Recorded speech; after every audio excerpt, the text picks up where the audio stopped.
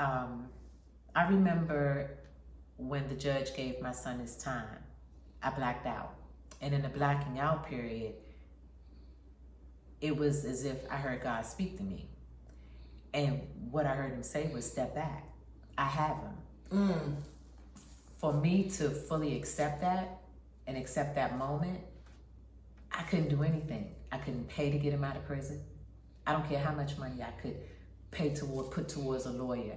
I could not release him out of the situation. That was something that God had to fully take control over and work on him. I believe prison saved his life. I believe that had my son come out of prison early, I would have been burying him early. I believe that in that situation, God had to work on his heart, his mind, his character. And while he was doing all of that, he was also working on some imperfections within myself. You know, a lot of people don't like to believe that when their loved one or child is in jail that it saved their lives. You know what I'm saying? Prison saved his life. Yeah, they think that it would have been better if they just want them out of jail and don't want them to go through what it is that they have to go through. But I believe that God has a purpose for everybody's life. And that's part of the journey that those people have to take. It was definitely a journey. Yes, yes. 6.5-year journey. Right. So was there a pivotal moment that inspired you to write this book?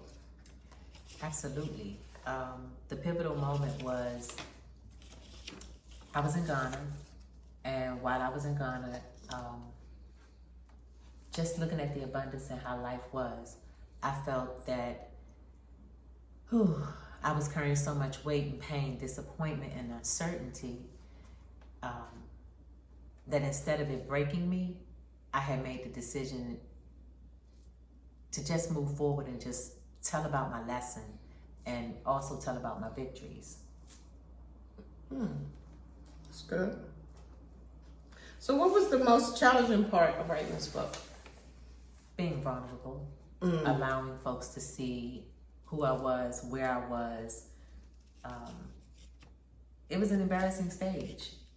I went to church every Sunday, and it was just one particular Sunday. My pastor called me out, and she was like, I want you to come up, because I never spoke a word to anyone that my son had gotten incarcerated. If you were fortunate enough to see him on Channel 5 News, then you knew. Right. But other than that, I didn't speak about it to anyone. My pastor called me up, and when she whispered in my ear